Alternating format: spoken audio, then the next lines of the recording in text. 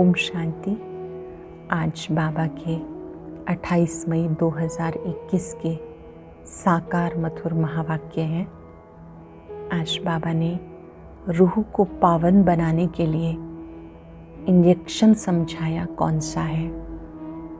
रूह को, आत्मा को पावन बनाने के लिए इंजेक्शन है मन मना भव।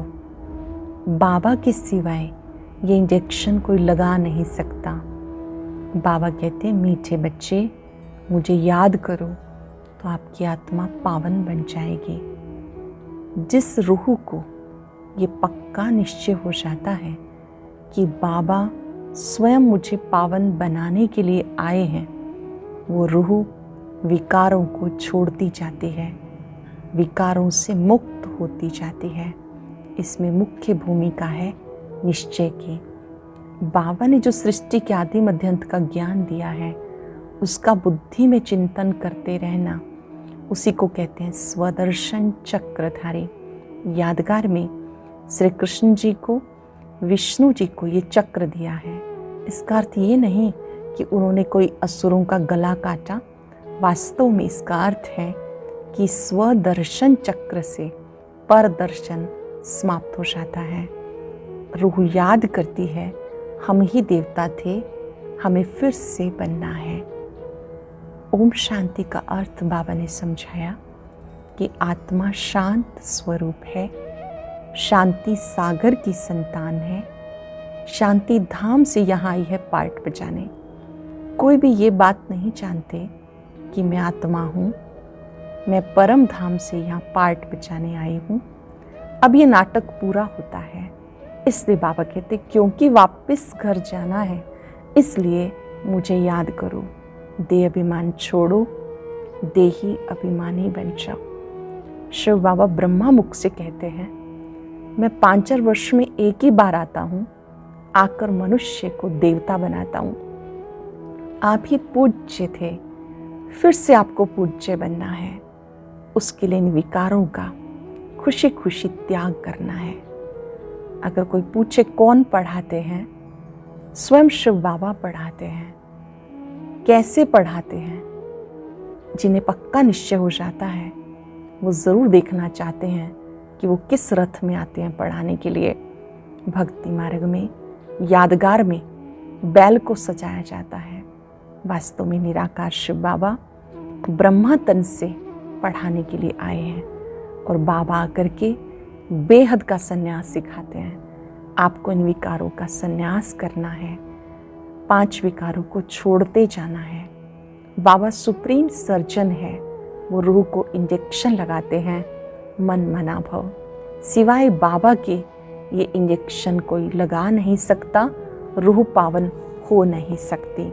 अब हमें उस रूहानी बाप को बहुत प्यार से याद करते रहना है। अपनी संपूर्ण स्वरूप, अपनी संपूर्ण स्थिति का आह्वान करना है। अगर ये आह्वान करते रहेंगे तो जो भी व्यर्थ का आवागमन है उससे छूट जाएंगे। स्थिति कभी ऊपर कभी नीचे हो जाती है, तो ये भी स्थिति ऊपर नीचे होना, इस चक्र से छूटना आवश्यक है। भक्ति में सोचते हैं कि चक्र में आए ही ना, आवागमन से छूट जाएं। बाबा कहते हैं आप व्यर्थ के चक्र से छूट जाते हो। सचमुच इस संपूर्ण स्वरूप के द्वारा, संपूर्ण स्थिति के द्वारा हम व्यर्थ के चक्रों से छूट जाते हैं। साथ साथ बहुत सुंदर बात आज बाबा पक्की करा रहे हैं कि आप बच्चों को व्यर्थ की बातों से अब किनारा कर लेना है। विघ्नों के वश नहीं होना है।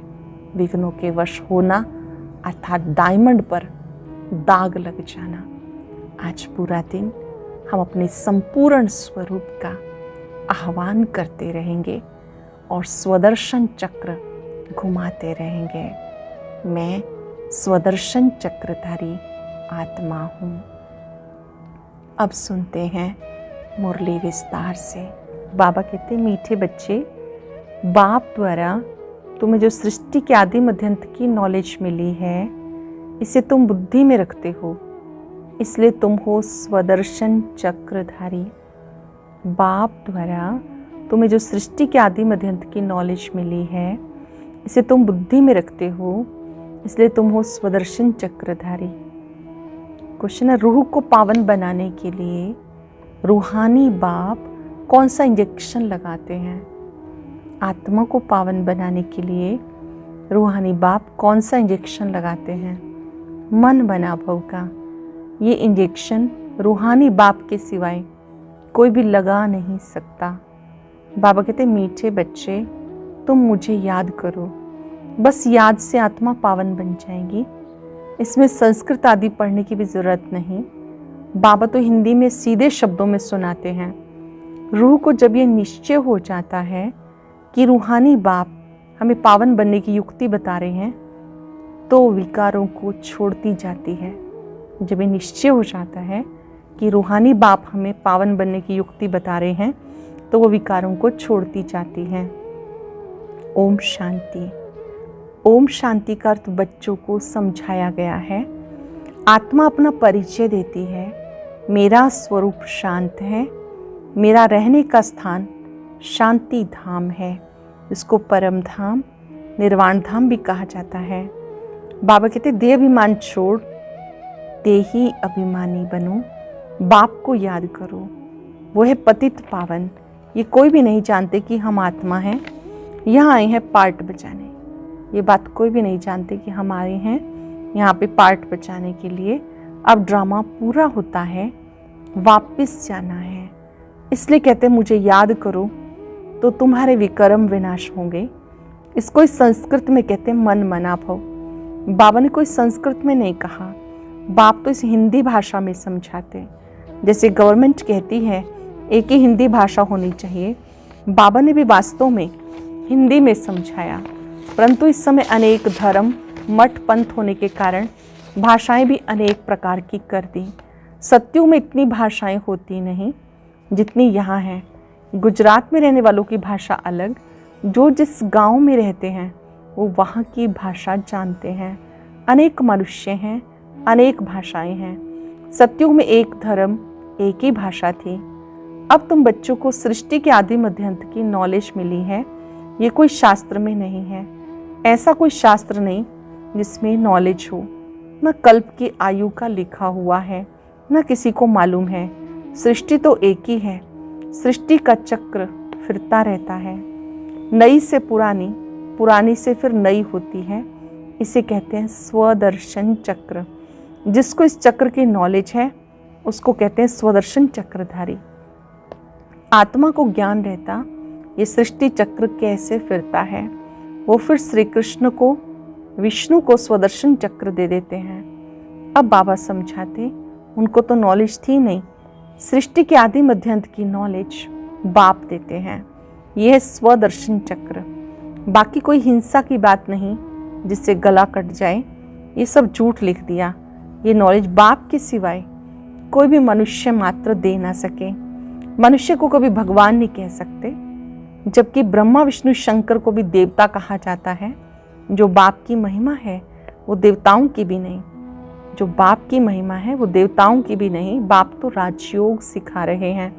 ऐसे नहीं कहेंगे बच्चों की भी वही महिमा है जो बाप की। बच्चे फिर भी पुनर्जन्म लेते, बाप तो पुनर्जन्म में नहीं आते। बच्चे बाप को याद करते हैं। ऊंचे से ऊंचा है भगवान, वो सदा पावन है। ऊंचे से ऊंचा भगवान, वो सदा पावन है। बच्चे पावन बन फिर पतित बनते हैं। बाप तो है ही पावन। पावन का वर्षा जरूर चाहिए बच्चों को। एक तो मुक्ति चाहिए, दूसरा क्या चाहिए? जीवन मुक्ति चाहिए। शांति धाम को मुक्ति धाम भी कहा जाता है, सुख धाम को जीवन मुक्ति कहा जाता है। मुक्ति तो सबको मिलती है, जीवन मुक्ति जो पढ़ेंगे उन्हें मिलेगी। ध्यान से समझेंगे। मुक्ति का अर्थ है परम धाम में जाना। घर तो सबको जाना ही है, पर जीवन मुक्ति, स्वर्ग की प्राप्ति उन्हें होगी जो अच्छी रीति पढ़ेंगे। सत्युग में सिर्फ एक ही भारत खंड था, लक्ष्मी नारायण का राज्य था। बाबा ने समझाया, लक्ष्मी नारायण के मंदिर सबसे जास्ती बनाते। बिड़ला आदि जो मंदिर बनाते वो ये नहीं जानते कि लक्ष्मी नारायण को ये बादशाही कहाँ से मिली, कितना समय राज्य किया, फिर कहाँ चले गए, कुछ नहीं जानते। तो जैसे गुड़ियों की पूजा हुई, इसको कहा जाता भक्ति। आप ही पूज्य फिर आप ही पुजारी। पूज्य और पुजारी में बहुत फर्क है, उसका भी अर्थ होगा ना। पतित उनको कहा जाता जो विकारी हैं। क्रोधी को पतित नहीं कहेंगे, जो विकार में चाहते हैं उनको पतित कहा जाता है। इस समय तुम्हें ज्ञान अमृत मिलता है। ज्ञान सागर एक बाप है। बाबा ने समझाया, भारतीय सतो प्रधान ऊंच से ऊंच था, अब तमो प्रधान है। ये तुम्हारी बुद्धि में है, यहाँ कोई राजाई तो है नहीं, यह प्रजा का प्रजा पर राज्य। सत्युग में बहुत थोड़े होते हैं, अभी तो कितने हैं। विनाश की तैयारियां भी होती हैं। दिल्ली परिस्थान तो बनना ही है, ये कोई जानते नहीं। वो तो समझते हैं ये न्यू दिल्ली है। इस पुरानी दुनिया को पलटाने वाला कौन, किसी को पता नहीं है, कोई शास्त्र में भी नहीं है। समझाने वाला एक बाप है। अब तुम बच्चे नई दुनिया के लिए तैयारी कर रहे हो, कौड़ी से हीरे जैसा बन रहे हो। नई दुनिया में जाने की तैयारी कर रहे हो, कौड़ी से हीरे जैसा बन रहे हो। भारत कितना साल्वेंट था, दूसरा कोई धर्म नहीं था, अभी तो अनेक धर्म हैं। अब रहमदिल बाप को याद करते हैं। भारत सुख धाम था, ये भूल गए हैं। अब तो भारत का क्या हाल है, नहीं तो भारत हेवन था, बाप का जन्म स्थान है ना। भारत भूमि शिव बाबा की अवतरण भूमि है। यहाँ पर ही शिव बाबा अवतरित होते हैं, तो ड्रामा अनुसार उनको तरस आ जाता। भारत तो प्राचीन देश है, कहते भी है बरोबर क्राइस्ट से 3000 वर्ष पहले भारत स्वर्ग था और कोई धर्म नहीं था। अब भारत बिल्कुल पट में आकर पड़ा। गाते तो हैं भारत हमारा देश सबसे ऊंच था, नाम ही था हेवन स्वर्ग। भारत की महिमा का किसी को पता नहीं। बाबा आकर भारत की कहानी समझाते हैं। भारत की कहानी माना दुनिया की, इसको सत्यनारायण की कहानी कहा जाता। बाबा बैठ समझाते, पूरे 5000 वर्ष पहले भारत में श्री लक्ष्मी नारायण का राज्य था, जिनके चित्र भी हैं, परंतु उनको राज्य कैसे मिला। सतयुग के आगे क्या था, संगम के आगे क्या था। संगम से पहले कलयुग, यह है संगम युग, जिसमें बाप को अपना आना पड़ता है, क्योंकि जब पुरानी दुनिया को नया बनाना है तब मुझे आना होता है, पतित दुनिया को पावन बनाने के लिए। मेरे लिए फिर कह दिया सर्वव्यापी, युगे युगे आता है तो मनुष्य ही मूंझ गए। संगम युग को सिर्फ तुम जानते हो, हम जानते हैं कि बाबा कल्प में एक बार आते हैं, हर युग में नहीं। तुम कौन हो, बोर्ड पे लिखा हुआ है, प्रजापिता ब्रह्मा कुमार कुमारियां। ब्रह्मा का बाप कौन, ब्रह्मा का बाप कौन, शिव, वो ऊंच से ऊंच है। पीछे है ब्रह्मा, फिर ब्रह्मा द्वारा रचना होती। प्रजापिता तो जरूर ब्रह्मा को ही कहा जाता, शिव को प्रजापिता नहीं कहेंगे। शिव सभी आत्माओं का निराकार बाप है, फिर यहाँ आकर प्रजापिता ब्रह्मा द्वारा एडॉप्ट करते हैं। बाबा समझाते, मैंने इसमें प्रवेश किया, उन द्वारा तुम मुख्य वंशावली ब्राह्मण बने हो। ब्रह्मा द्वारा तुम्हें ब्राह्मण बनाए, फिर देवता बनाता हूँ। ब्रह्मा द्वारा ब्राह्मण बनाकर फिर देवता बनाता हूँ। अब तुम ब्रह्मा के बच्चे बने हो। ब्रह्मा किसका बच्चा, ब्रह्मा के बाप का कोई नाम है, वो है शिव निराकार बाप। वो आकर इनमें प्रवेश कर एडॉप्ट करते हैं। निराकार शिव बाबा ब्रह्मा द्वारा एडॉप्ट करते, मुख्य वंशावली बनाते हैं। बाबा कहते मैं इनके बहुत जन्मों के अंत में प्रवेश करता हूँ, ये हमारा बन जाता है। संन्यास धारण करते हैं। किसका संन्यास, 5 विकारों का। घर बार छोड़ने की दरकार नहीं, ग्रस्त व्यवहार में रहते पवित्र रहना है। माम एकम याद करो तो तुम्हारे विकर्म विनाश हो जाएंगे। यही योग है जिससे खाद निकलती जाती है। यही योग है, याद की यात्रा है जिससे खाद निकलती है और तुम सतो प्रधान बन जाते हो। भक्ति में भले कितने भी गंगा स्नान करें, जप तप करें, नीचे उतरना ही है। सतो प्रधान थे, अब तमो प्रधान है। फिर सतो प्रधान कैसे बने, सिवाय बाप के कोई रास्ता बता ना सके। बाबा बिल्कुल सहज रीति बताते, माँ में कम याद करो। सहज बात कहते हैं बाबा, माँ में कम याद करो। ये आत्माओं से बात करते हैं, कोई गुजरातियों व सिंधियों से बात नहीं करते हैं। यह रूहानी ज्ञान, रूहों से बात कर रहे हैं, यह रूहानी ज्ञान। शास्त्रों में जिस्मानी ज्ञान, रूह को ज्ञान चाहिए। रूह ही पतित बनी, उसको रूहानी इंजेक्शन चाहिए। बाबा को कहते हैं अविनाशी सर्जन, रूहानी अविनाशी सर्जन। वो आकर अपना परिचय देते, मैं तुम्हारा रूहानी सर्जन हूँ। तुम्हारी आत्मा पतित होने के कारण शरीर भी रोगी हो गया। इस समय भारतवासी तथा सारी दुनिया नरकवासी है, फिर स्वर्गवासी कैसे बन सकती है? सो बाबा समझाते। बाबा कहते मैं आकर बच्चों को स्वर्गवासी बनाता हूँ। तुम भी समझते हो बरोबर, हम नरकवासी थे, कलयुग को नरक कहा जाता, अब नरक का भी अंत है। भारतवासी इस समय रौरव नरक में है। इस समय चारों तरफ रौरव नरक है। इसको सर्वेंटी भी नहीं कहेंगे, लड़ते झगड़ते रहते हैं। अब बाबा स्वर्ग स्थापन करने आए हैं, स्वर्ग में ले जाने के लायक बना रहे हैं, तो उनका मानना चाहिए। अपने धर्म शास्त्र को भी नहीं मानते, बाप को भी नहीं जानते। बाबा कहते मैंने तुम्हें पतित से पावन बनाया, ना कि श्री कृष्ण ने। पावन किसने बनाया? पतित पावन निराकार शिव बाबा ने, ना कि श्री कृष्ण ने। श्री कृष्ण तो पावन था, उनको कहते श्याम सुंदर। श्री कृष्ण की आत्मा पुनर्जन्म लेते अब श्याम बन गई, काम चिता पर बैठ काले बन गए। जगदम्बा को काली क्यों दिखाते? कोई नहीं जानते। जैसे श्री कृष्ण को काला दिखाया, वैसे जगदम्बा को काला दिखाते हैं। अब तुम काले हो फिर सुंदर बनते हो। तुम समझा सकते हो भारत बहुत सुंदर था। सुंदरता देखनी हो तो अजमेर, सोने की द्वारिका में देखो। स्वर्ग में सोने हीरे के महल थे, अब तो पत्थर भित्तर के हैं, सब तमो प्रधान हैं। तो बच्चे जानते शिव बाबा ब्रह्मा दादा दोनों इकट्ठे हैं, इसलिए कहते हैं बाप दादा। शिव बाबा ब्रह्मा दादा दोनों इकट्ठे हैं, इसलिए कहते हैं बाप दादा। वर्षा शिव बाबा से मिलता, अगर दादा से कहेंगे तो बाकी शिव के पास क्या। वर्षा शिव बाबा से मिलता ब्रह्मा द्वारा। ब्रह्मा द्वारा विष्णुपुरी की स्थापना। अब तो रावण राज्य है, सिवाय तुम्हारे सब नरकवासी हैं। आप तो संगम पर हो, बाकी सब तो नहीं जानते कि संगम युग चल रहा है। अभी पतित से पावन बन रहे हो, फिर विश्व के मालिक बन जाएंगे। ये कोई मनुष्य नहीं पढ़ाते। तुम्हें मुरली कौन सुनाते हैं?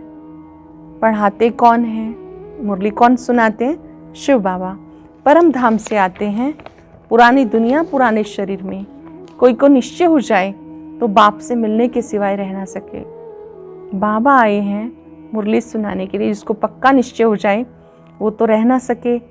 कहीं पहले बेहद के बाप से तो मिले, ठहर नहीं सकेंगे। कहेंगे बेहद का बाप जो स्वर्ग का मालिक बनाते, उनके पास हमको फौरन ले चलो। देखे तो सही शिव बाबा का रथ कौन सा है।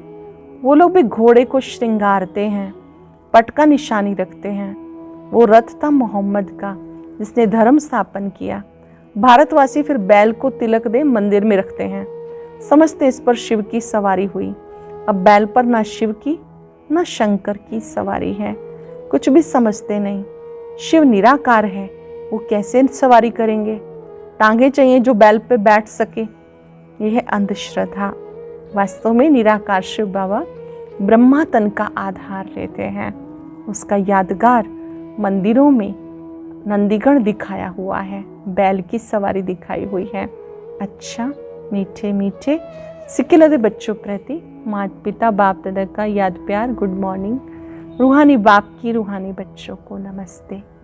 रूहानी बच्चों की रूहानी बाप दादा को नमस्ते, गुड मॉर्निंग। शुक्रिया बाबा, शुक्रिया, स्पेशल शुक्रिया आज शुक्रवार पर दिल से बाबा का बार बार शुक्रिया। धारणा के लिए सार। बाप से जो ज्ञान अमृत मिलता है, उस अमृत को पीना और पिलाना है। पुजारी से पूज्य बनने के लिए विकारों का त्याग करना है। बाप जो स्वर्ग में जाने के लायक बना रहे हैं, उनकी हर बात माननी है। बाप जो स्वर्ग में जाने के लायक बना रहे हैं, उनकी हर बात माननी है। पूरा निश्चय बुद्धि बनना है। वरदान है अपने संपूर्ण स्वरूप के आह्वान द्वारा आवागमन के चक्र से छूटने वाले लक्की सितारे भव। अपने संपूर्ण स्वरूप के आह्वान द्वारा आवागमन के चक्र से छूटने वाले लक्की सितारे भव। अब अपनी संपूर्ण स्थिति व संपूर्ण स्वरूप का आह्वान करो तो वही स्वरूप सदा स्मृति में रहेगा।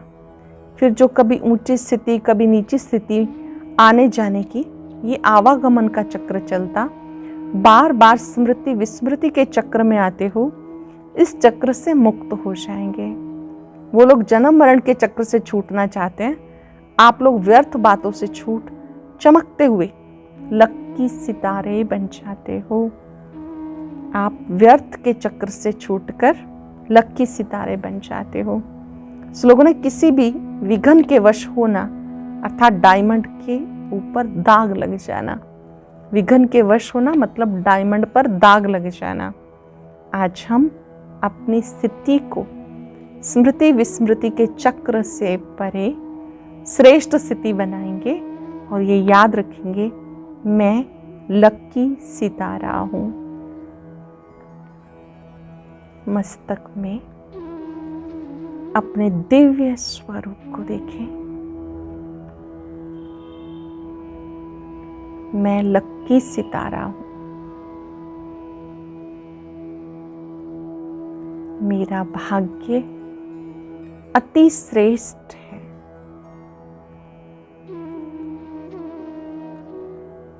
अपने भाग्य के सितारे को चमकता हुआ देखें। वाह मेरा श्रेष्ठ भाग्य, वाह। शुक्रिया बाबा, आपने मेरा भाग्य चमका दिया।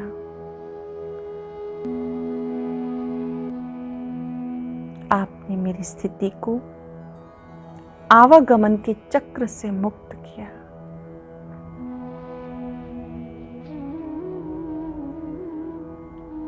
बाबा की शक्तियां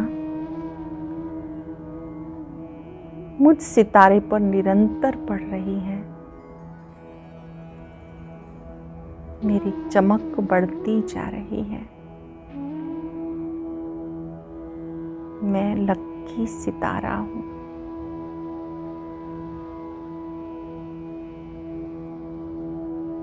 ओम शांति शांति।